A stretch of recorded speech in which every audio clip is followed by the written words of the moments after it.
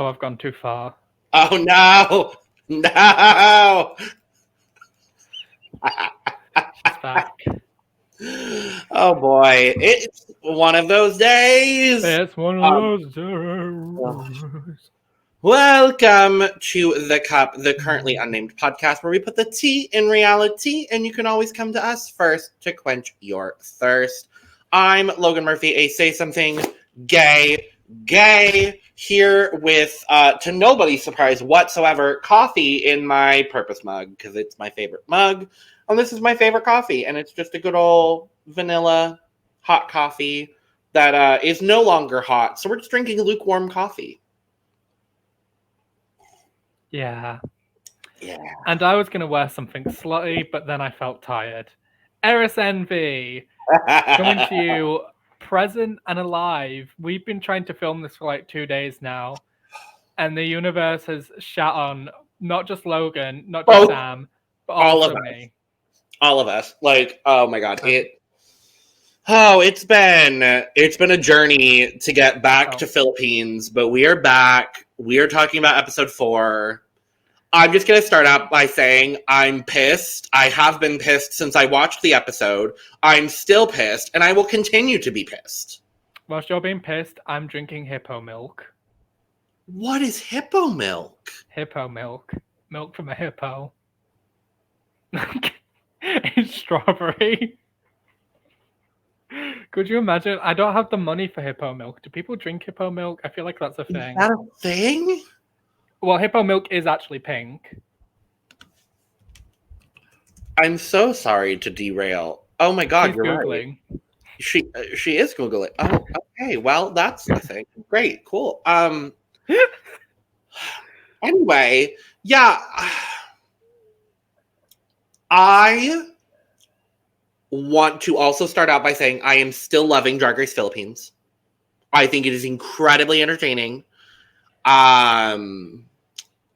4 episodes in, and I'm very, very impressed with the talent and the level of polished drag that we are receiving on this program. However, this episode felt overly produced. And I'm pretty sure you'll agree, Eris. I'm trying to rack my brain because it has now almost been a complete week since I've watched. But yeah, there was a lot going on. There was a lot, and we'll dig into it. Yeah, for me personally, I would have switched probably half of the placements, and I'll talk about where I would have put people. But yeah, so we come back into the workroom. Gigi Era is gone. Gigi Era, a Bisaya baddie. I'm so sad. I know. One of two. And Morgana is upset because now she has no one to speak in Bisaya with. But Lady Morgana is not bad. She's just painted that way. With feelings. And so we're back in the workroom. Silhouette is wiping off Gigi's message, and we're kind of still in this emotional state of Silhouette from the previous episode. Go check out our recap of that, where we talk at length about Silhouette with feelings. Silhouette with a lot of feelings. And obviously all of those feelings are valid. I have not been on Drag Race. Eris, you have not been on Drag Race yet. I'm saying yet, because you're going to be first boot of season 13 of Drag Race UK. No, second boot. I'm kidding. Oh, not the Santi curse. But Silhouette is still very much so in her feelings. She almost quit last week and is kind of like, maybe I should still quit. And I'm like, quit right after that. I just know Gigi would have been on that plane ride home to Melbourne, frothing at the gash with rage. Well, I think at that point, had she quit in that moment, they would have brought Gigi back. Probably. Like, I would, or at least I would hope, because there were 9. Well, actually, we'll talk about the way the Rusical was done, because apparently everyone had a role. But it's interesting for me because normally when people like threaten to quit on Drag Race, I'm not nearly as sympathetic. And in this instance, it's just like, I don't know. I don't know what it's like to be there, so I don't know the emotions. All I can judge on is this half-scripted reality TV edited program that we're watching. And so I did feel for Xilhouete, obviously, because a lot of things happened, and then producers prodding her with a photo of her parents, or her grandma in the last Untucked, and it just like a whole big thing. So I did feel for her. I don't know how you feel about that, but I felt for her. Yeah, Xilhouete has been through like a lot already in this competition, with having to like be there with her. What's it? Not disgraced. What's the disowned drag daughter? Having to be there with Marina. Oh, Marina. The Marina of it. Having like that drama dug up. And then she just seemed really out of it these first couple of episodes, and then the judges not responding well to her, and then to top it all off, production going in and basically poking the bear by showing her a picture of her grandma who can't remember her. Yeah. Does she have I mean, I don't think it's been said specifically, but does she have like dementia? I'm assuming, possibly. It sounded like something like dementia or Alzheimer's. I have plenty of family members who have suffered from both dementia and Alzheimer's separately and together. So I don't think Xilhouete ever specifically established what it was that her grandma was dealing with. I'm going to assume one of those two things. Because if she can't remember who Xilhouete is, then that's what I'm going to go ahead and assume. Or some similar disease. But yeah, I did feel for Xilhouete, but she makes it back into the workroom the next day along with everybody else. So good on you, gal. We go back into the workroom the next day. Pau comes into the workroom. I want these pants. These pants that Pau's wearing, I want them. I would wear them every day of my life. Like, okay, I'm gonna fall out this chair if I do this. Yeah, please don't. It's been a struggle to get us here to talk about this. I don't need you falling over. Not this. But we do get a mini challenge, which is 10-20 Talon Beki, which is a Chinese garter game. Now, I was not familiar with this prior to Drag Race, this episode. But this is super fun. It was camp. So the idea from what I gather from the research that I did was that it's basically a game to like show off within like specifically communities, or like children, typically female children, play this game where like the band keeps going up as you go along, which is what happened. And then by the end, you literally just have to like do a cartwheel and grab the band with your foot. It was camp. It was incredibly impressive. And I love to see it. What was even better was them all in like baby drag, trying to look like children. And then Lady Morgana being referred to as the auntie. Oh God, what did Pau say about her? It was like it was like auntie or something. I was like, oh Jesus. Oh, what made me laugh more was when the two groups they were split into 3 groups, and two of the groups were talking to each other. I think I can't remember who Morgana was in a group with. I wrote it down so you don't have to remember. Morgana. So the groups were Turing, Eva, and Lady Morgana. We had Brigiding Ding Ding, Viñas, and Precious Paula Nicole. and the shady group, which they chose themselves, being Min, Xilhouete, and Marina. Okay, I think it was Eva. Eva looks at, I think, Brigiding's group and goes, "You're just scared because we've got our auntie with us," and points. Oh my god. Points to Morgana. Like Morgana so in this funny. brunette Karen wig. I was like, what is happening? Like, and the rainbow what was she? I don't know, but was entertained. I was entertained. I live, bitch. I love as well that Min is in confessional, basically being like, well, you know, I've had my issues with Marina, but maybe this is an opportunity for us to work together. And then immediately, Min and Xilhouete, like, lose. Like, immediately. And I'm just like, oh, good. But yeah, some of these acrobatics were incredibly impressive. Both of the other teams that are not team Min, Xilhouete, Marina technically win, but based on creativity and all of that, Mama Pow gives the mini challenge win to Eva Le Queen. Good on you, gal. And so we move on to the maxi challenge of the week, which is OPM Divas the Rusical. Now, we've seen this kind of Rusical before, and I'm very happy we're seeing it again, because for those of us that are not Filipino, I was really excited to like see a little bit into Filipino pop culture, to see like who their like big name stars are. I thought this was really, really cool as someone who is not from there. Yes. And I was just excited because I loved this challenge when it was the VH1 Divas the Rusical. Yeah.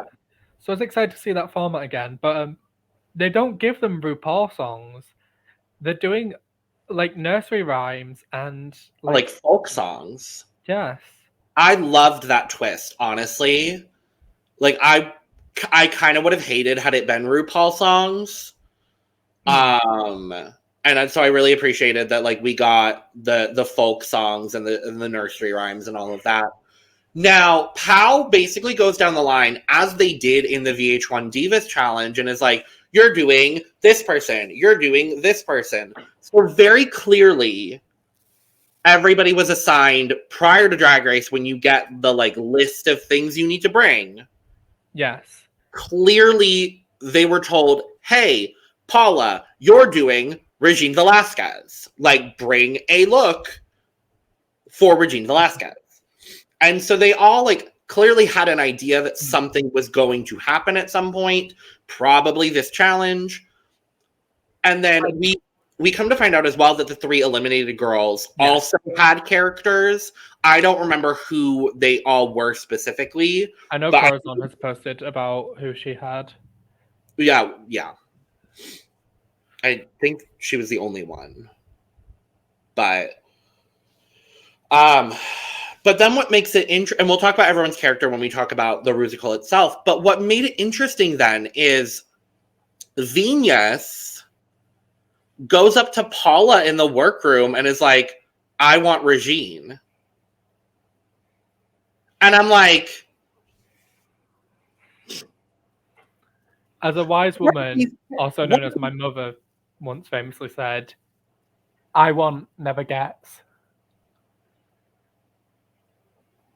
My mind went, well, what you want to do isn't necessarily what you're gonna do.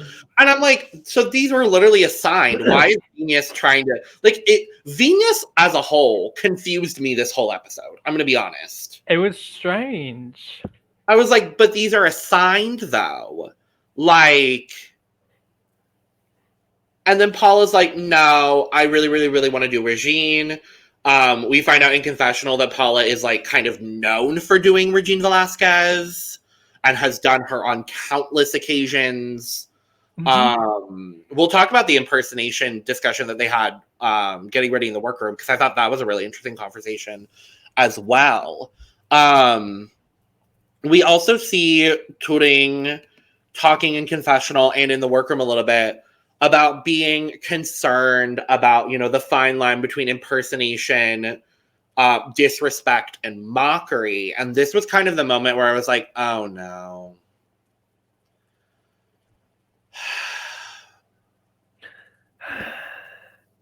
And we'll talk about it. And so they go into choreography with world-renowned choreographer Mr. Douglas Neris, which I thought was really cool. However, he treated all of them as though they were professionally trained dancers. And it was good TV. It was good TV, but he pissed me off so much. It was so funny though, because he like everyone was like, I don't want to get scolded, I don't want to get scolded, I don't want to get scolded. And Silhouette specifically was just like, I'm not getting this. I don't want to be scolded. And it's like, it's just very fun to watch 30-year-old gay men be scared of someone they're referring to as uncle. Right. I don't know. Yeah, the choreo was interesting. We only see through like the first 2 lines. Truly. Because that's all they got through as far as what we saw.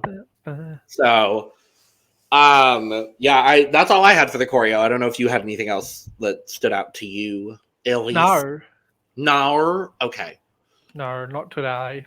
So we go back to the workroom. It's the next day, or I hope they had multiple days to rehearse this. I'm going to be honest. I hope they did. I don't know if they did. But because typically, at least in the US, they give, I think, 3 days for the Rusical. So it's 2 rehearsal days and then the runway or the actual performance. Yeah. So I hope that they got the same thing. But we're getting ready. Everybody has, you know, their photos of their person. And Eva brings up a really interesting conversation about a lot of drag in the Philippines. Like, really the only drag that gets acknowledged highly is female impersonation, and specifically celebrity impersonation, which is, I wouldn't say incredibly different from the way drag is looked at in the US. I don't know if you would agree with that, specifically with how drag is viewed in the UK. So it used to be that if you wanted to be taken seriously as a drag performer, like say 10, 20 years ago, you had to have like a celebrity you could do in your arsenal. Yeah. Nowadays, it doesn't particularly matter, and I think that's because of the drag race of it all. I would agree. And you know what, I do kind of hope that happens for the Philippines, and more drag artists are able to just express the drag they want to do and not feel like they need to do a character to be taken seriously.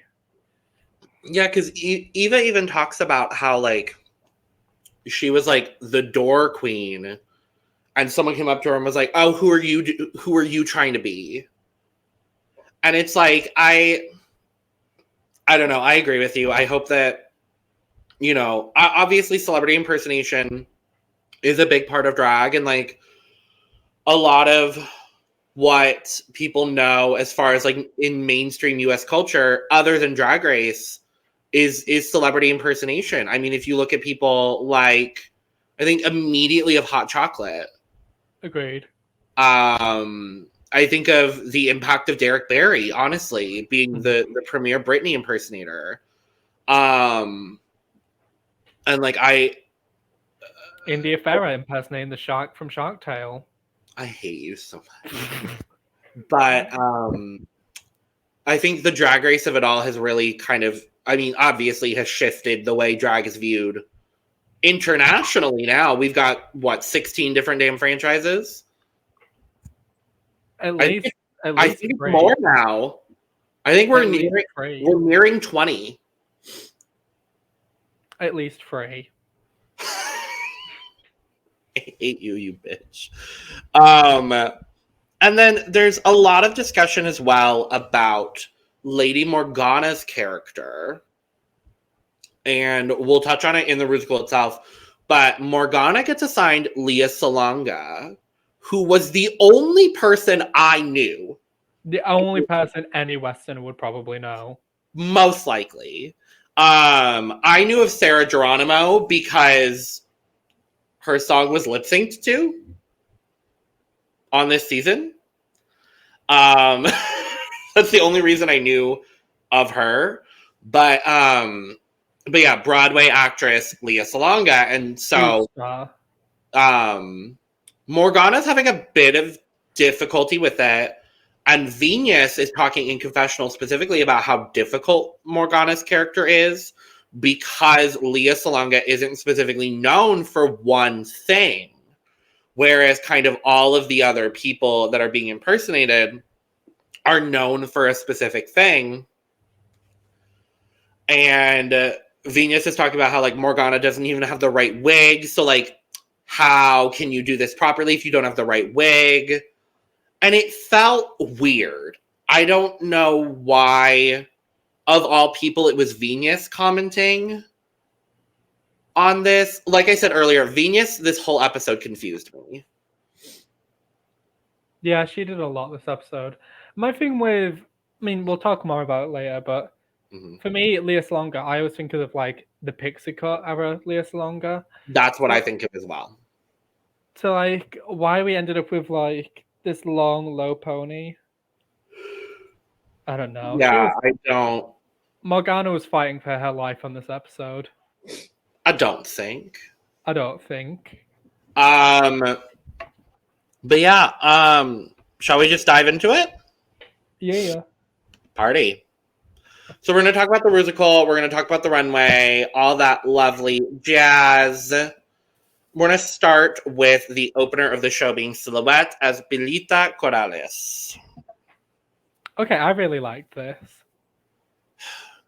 I liked her in the solo. I thought her solo performance was very good. Belita, from what I understand, is known for that sort of like the backbend situation. That situation.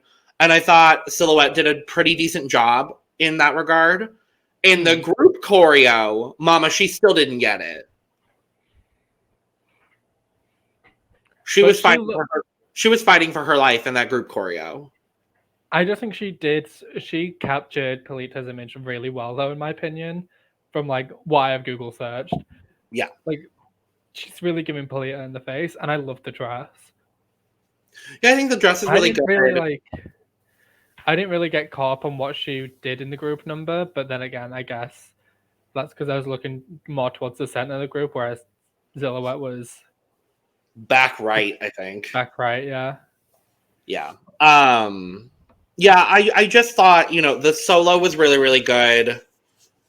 Again, from what I understand, and also we are two Westerners evaluating these people that we don't really know very well. So I'm going off of the performance itself personally, and not necessarily the impersonation, like the value of the impersonation, if that makes sense.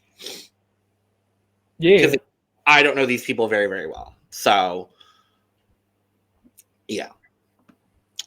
Let's talk about Turing as Sharon Guneta. She looks like someone's auntie. She looks like my auntie. This is how 90% of the women in my family dress. And honestly, my mom to an extent as well. I thought Turing was incredibly entertaining. Okay. Clearly you do not agree with that. I don't know, because, like,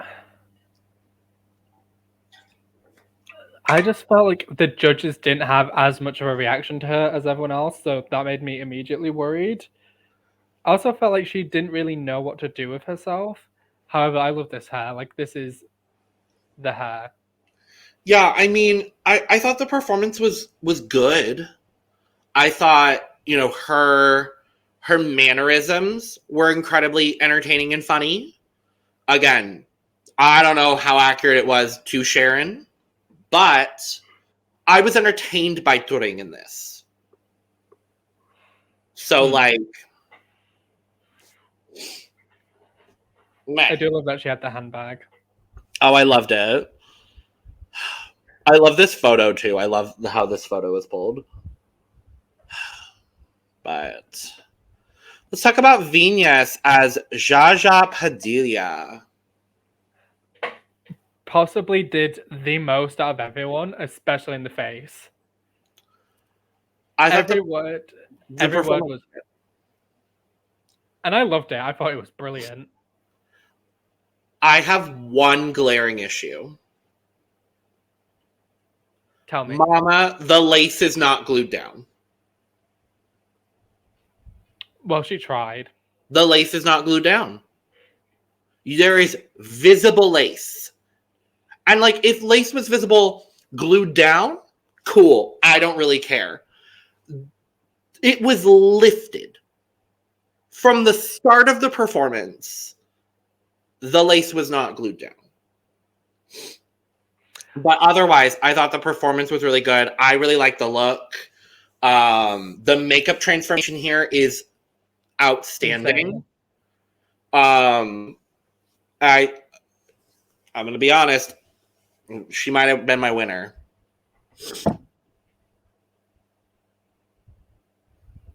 But just another thing about this challenge is I'm wondering how many people on this season have had their like snatch game choices kiboshed by this challenge. Because if you recall, I feel like at least with the character that you're assigned, maybe, and like next week isn't snatch games, so I don't know what's gonna happen with it, but I guess we'll see.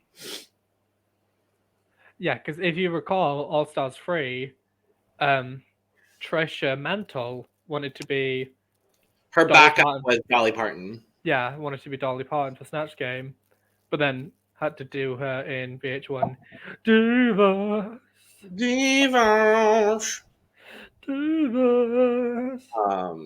You're coming back from the high heels and a hardwood floor. Anyway, Brigiding Ding Ding as Jaya. Safe. This is fine. It was safe. This was very safe. And I love Brigiding, and I think this is the first time I really do feel like she is safe. Honestly, I think I agree with you. Maybe episode 1. Yeah. Thing is... The look is fine. I thought the performance was fine. Like, she did not stand out to me in, like, the group situations. I just don't feel like the energy was really there for Jaya. Well, also from what I understand, Jaya has, like, a very, like, R&B sort of situation. And so, like, I understand not having, like, a full-out, like, peppy energy. But yeah, I thought this was just, like, perfectly fine. Slay.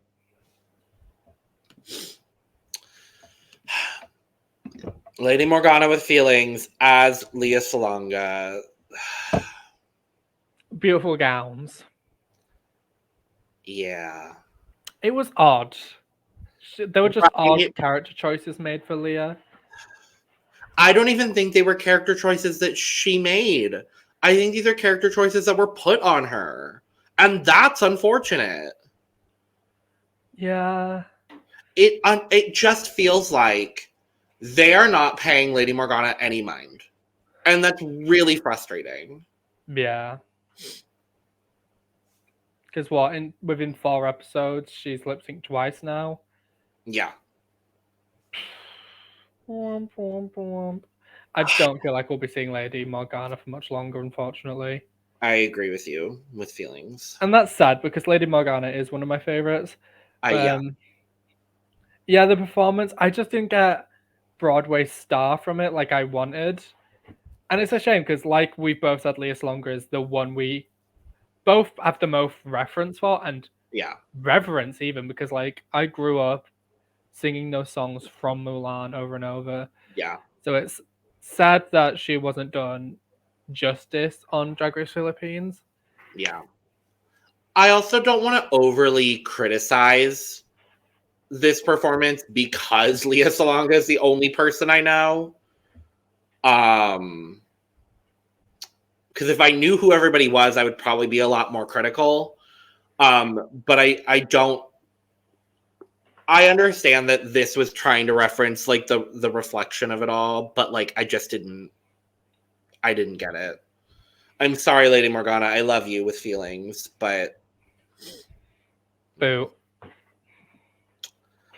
Eva Le Queen as Jolina Magdangal Escueta.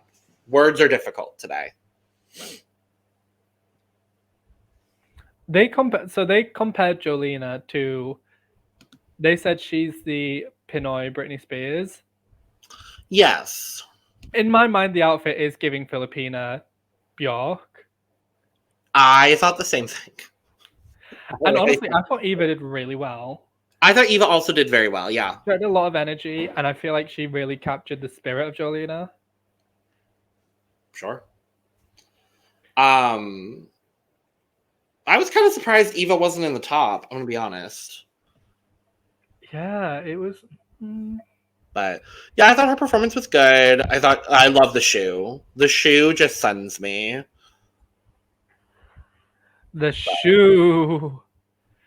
The shoe. The shoe of it all. The shoe. But yeah, like, they're sleeping on Eva. Yeah. They're sleeping on Eva the same way they're sleeping on Morgana and Brigiding, I feel. And it makes me sad because Eva is very talented and has had some amazing looks. Yeah.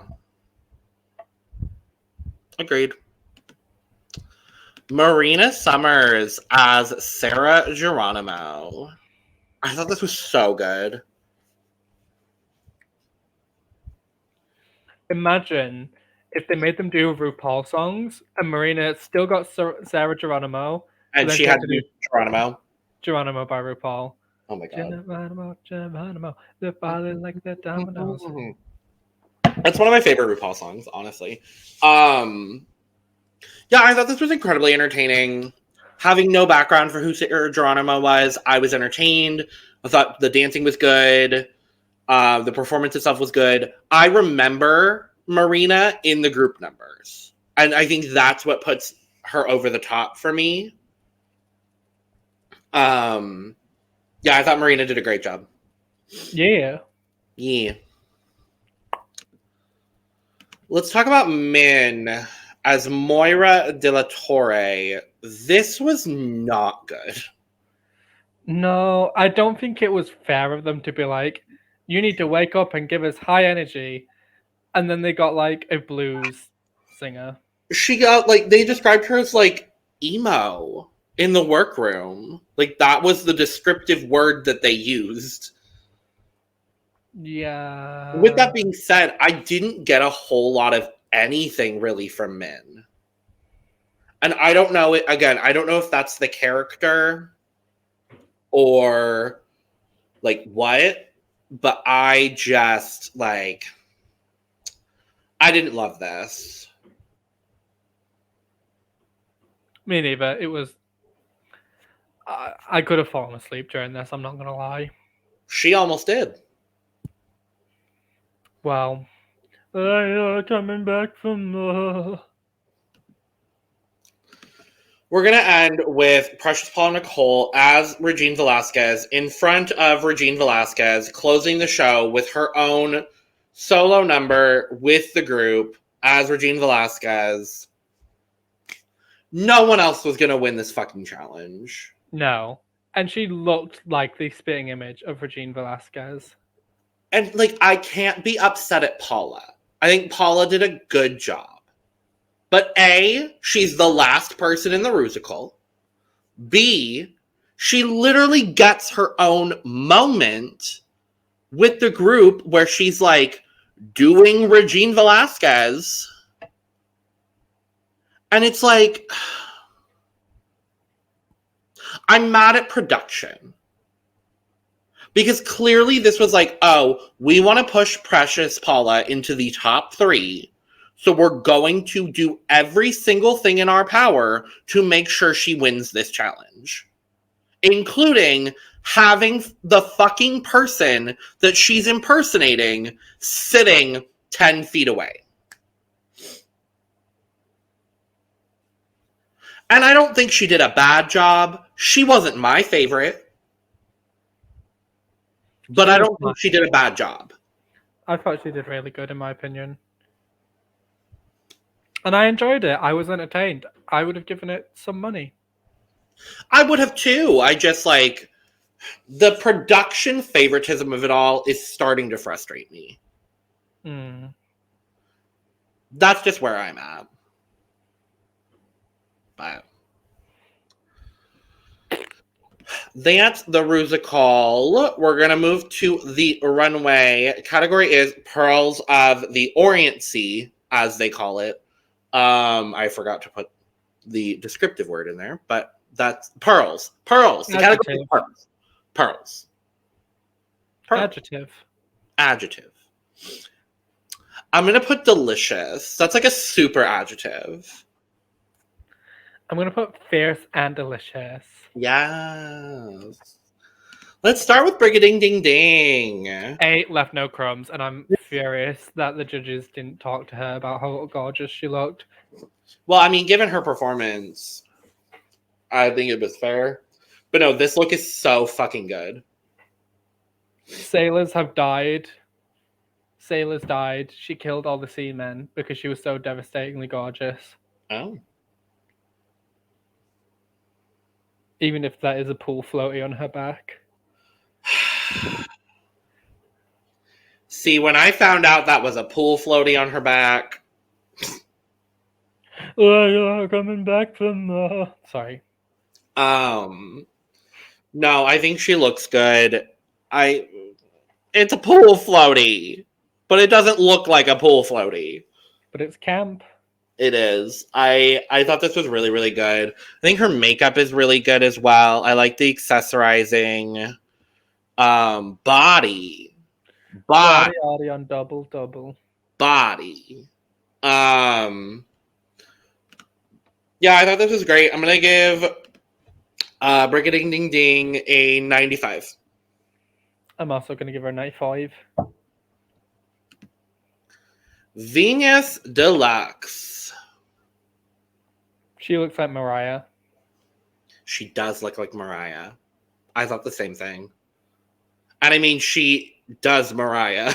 So... Makes sense. I think it's the hair, specifically. But I like the hair and the color. A lot. I like this a lot. I do too. I think she looks wonderful. I would have had stoned tights, but that's just me. Yeah, I mean, or pearled tights. I think maybe would have sent it over the edge. I like the bustle in the back. I like the minimalist draping of the pearls in the front. The shoulder piece is really nice. I think it's accessorized in just the right way. The headpiece is cool. Yeah, I thought this was solid from Viñas. Yeah. I'm also gonna give her a 95. Oh fuck it, my cup's full. Minty Fresh. No, she said she had a wardrobe malfunction, so she had to end up using the invisible strings for this look. So I'm guessing good. Yeah. I'm guessing it was supposed to be machinated so that it would just move on its own, probably. Yeah. I don't think it's that big of a deal. I think it looks wonderful with just the invisible strings. I agree with you. I love the shoes. It's a Versace reference. Yeah. Yeah, I love a lot about this. Yeah, I think it's good. I think it's just incredibly similar to other things we've seen from men. And so I'm ready to see a little bit more versatility.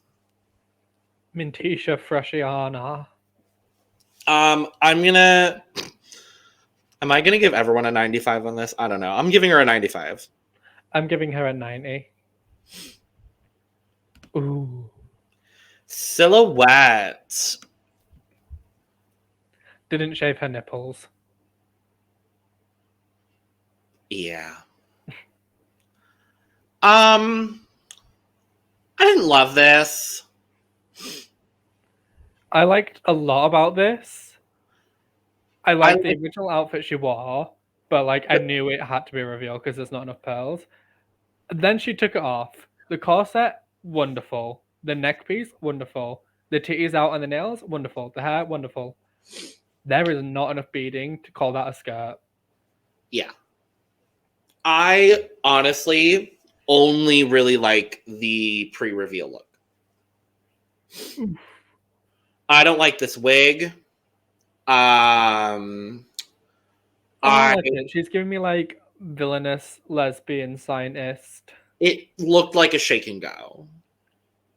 Like it didn't look like it fit here, and I would have loved maybe something a little bit shorter, like a true bob, because she's kind of falling in between like a bob and like a short length, and I don't like that. I don't really like that the nipples are out. I wish there was a pearled pasty, I think would have brought it over the edge for me. I don't like the boot. I don't like the skirt. I think the corset is fine. How she was in the top, I don't understand. I'm going to be honest. Because her Pilita was really good, in my opinion. I think there was someone else who should have had her top spot. Well, we'll talk about it. We sure will. My cup's at an 80. I'm going to give Xilhouete a 70. Turing. I wish she had taken the bodysuit off. I do too. But I thought this was still good. She's given us Lady Di looking down from heaven, laughing at all the things that are happening in the UK right now. I know. I understand the critique that it looked a little baggy in the back. I will agree. However, I didn't understand why all of the judges just seemed to critique only her.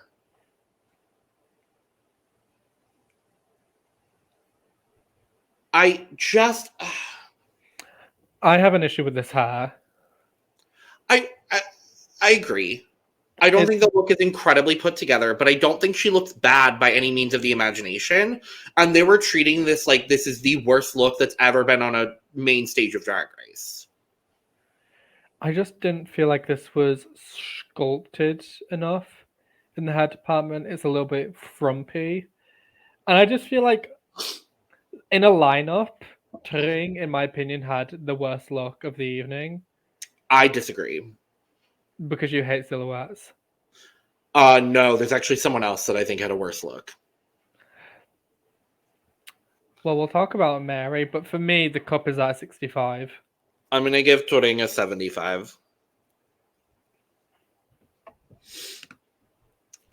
Eva Le Queen. This is so fucking good. My wife. I love this. She looks incredible. What? She looks incredible. It's giving me burlesque. It's giving me cabaret. The hair is gorgeous. The mug is gorgeous. Everything is correct. And she's giving me a little Queen Kong in the hips. Not Queen Kong in the hips. No, I love the skirt. I love the choice of pants. I think the length of the pant is so smart. It's simple, but it's so well executed. She looks like the mistress of the cabaret bar that's been hosting for 15 years. Like, yes. But she doesn't look a day over 30. Like, that's what it's giving me. I love this. I think this is so good. Once again, I think they're sleeping on Eva, and I'm frustrated. Yeah. So, with that being said, my cup is full. My cup is overflowing. Ooh, yeah, I agree. My cup is overflowing. I haven't had an overflowing cup in a very long time, I'm realizing. Like, there hasn't been anything to overflow for me. Marina Summers.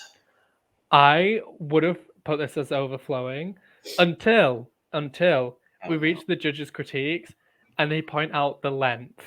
Yeah. It is an odd length for Little Miss Marina. Yeah.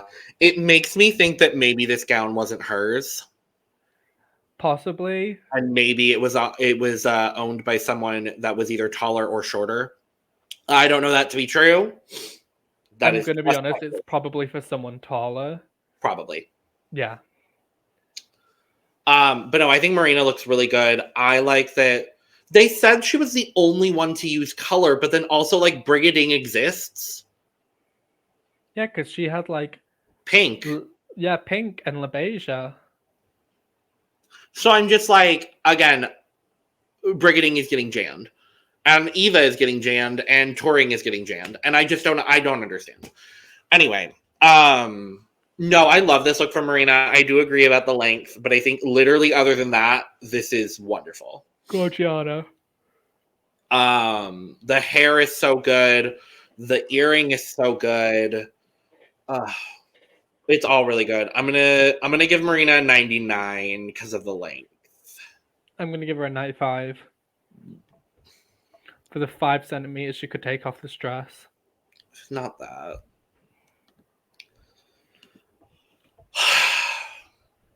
Lady Morgana. There was a lot of Lady Morgana with feelings on this episode. I hate this. I'm so sorry, Lady Morgana. This is my least favorite look of the week. I don't hate it. It's frumpy. Yeah, but she's giving like disavowed bride. Okay. It's still frumpy.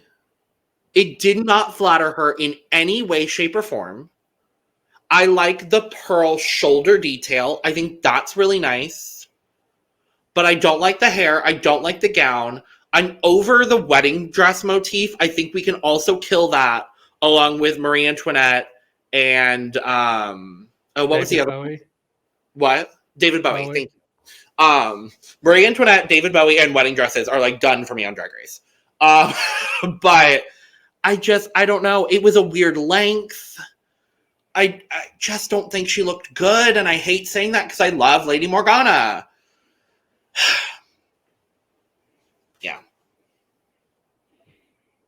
I'm frustrated. I'm gonna give fish on a silver platter. Yes. I'm giving Morgana a 60. I'm so sorry. I'm giving Morgana a 70 because I'm being objective. I'm also being objective. I don't think the dress looks good.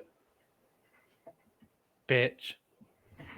Or we're gonna end with Precious Paula Nicole. Storm. Love. Lovely gal. I love this. She looks lovely gal. Yeah. The pearl arm detail is so smart. The pearl that she's holding, that she then throws down the runway as she's exiting the runway. Like the wig, the headpiece, the neck piece. This is so spectacular from Paula. She looks wonderful. My cup is full. My cup is overflowing. Oh. And it's overflowing because she threw the pearl down the runway. I need someone to play the Wii bowling theme and just have Paolo, Karen, and Jiggly go flying. Stop it right now. What your favorite look of the week? Eva. I'm gonna say Paula. And your least favorite was Turing? Yes. And mine's gonna be Morgana. Well, Julie, I just wrote anus.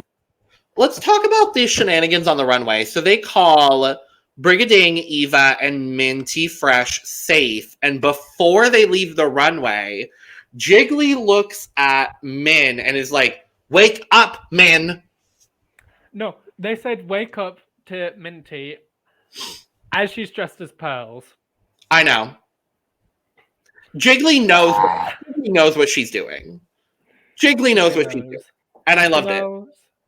She knows. And then, just to feed more into our theory that Brigiding Ding Ding is getting jammed, Khalad Karen is like, Brigiding, we know you to be the most popular girl outside of this competition. Why are you just serving safe? And I'm like, there are weeks where she should not have been. And technically last week, she was not. She was high. I was going to win Drag Race Philippines, and then I got high. Like, I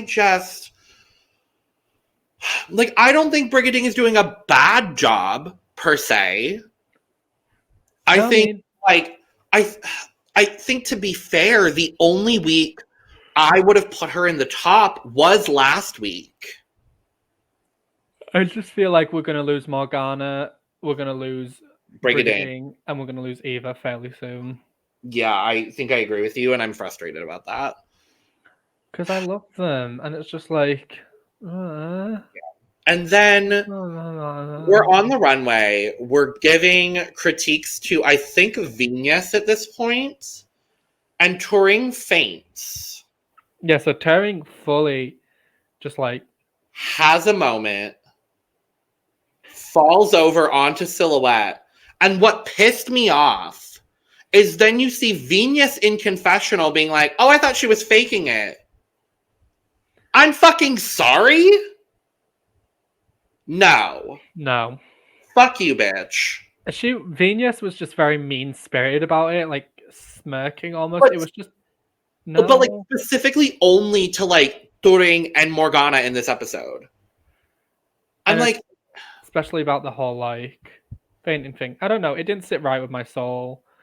I expected better of Viñas. I agree. It's really soured me on her because I liked her up until this episode. Yeah. It just I didn't love that. But let's touch on Untucked really, really quick because not a whole lot happens. The safe girls go back. Brigiding is frustrated with being safe again. There's more talk about branding, which I don't even want to get into because it frustrates me still. Branding, digging. Branding, digging, ding, ding. Like, hello. The top and bottom girls are coming off of the runway, and Turing pulls Morgana aside and is like, we need to do everything we can to make sure it's a double save. We need to do everything. Neither of us can go home. It has to be a double save. And I live that they think they can cause a double save. Right. Like, baby, on a season 1. Like, baby, double saves are planned well in advance. You think they put BB and no? You think they put Evie and Brooklyn up there with the intention of sending either of them home? No. Exactly. Yeah. And then Regine Velasquez comes back and talks to them, and it was really fun. Yes, I loved it. So I was really, really happy about that. And that's kind of all, really. Yeah. It was the least dramatic episode of Untucked so far. I agree with you completely. And it's episode 4. It's episode 4, yeah. Let's talk about the winner of the challenge, which is Precious Paula Nicole. I disagree. Okay. I think my winner... Viñas? What? Viñas. I think my winner was Marina. Okay. And I see that for you. And I see you. But for me, I'm a Precious Paula Nicole stan. So I'm going to turn up. Because I feel like Precious did really well. Valid. Yeah, I think everything was set up for Paula to do well. And she did well. And so I'm not upset at her. Again, I want to clarify. I'm not upset at Paula. I'm mad at production. Like, I don't know. But we had Precious Paula Nicole win the challenge. We had Marina, Viñas, and Xilhouete in the top, with Brigiding, Eva, and Min as safe. I would have swapped Eva with Xilhouete. I would have had Eva in the top. And that's fair. But I felt like we got the correct winner. I maybe would have swapped Marina for Eva. Really? Yeah, just because I felt really connected to Eva's performance. And then the bottom two makes complete sense to me. I disagree with the bottom two. So we have a bottom two of Lady Morgana and Turing. I honestly, my bottom two would have been Morgana and Minty Fresh. Oh, actually, yeah. Oh no, I think actually I would have been more satisfied if it was a bottom three. Yeah, possibly. But I think if I had to do a bottom two, I think given performance and runway, I would have done Morgana and Min, and I would have saved Turing. Fair. That's just me personally. And I'm trying to be as unbiased as I possibly can. I just thought Turing's performance was better than Min's. So. Well. But that's not what happened, because I'm not a producer. And we get a lip sync to Shine by Regina Velasquez. This was a really great lip sync. It was great. It was amazing. You know what? Maybe it did have double save energy. I think it did. I think there's a universe where I think it could have been a double win. However, Lady Morgana does a triple wig reveal. I screamed. It was so clever. And then she starts fucking shining the pearls. The moment she started shining the pearls, I was like, okay, so Morgana's winning. But I thought Turing really sold the song. I thought she did a great job. This is my favorite lip sync thus far, I think. That's fair. Although I'm still obsessed with I'm Feeling Sexy Tonight.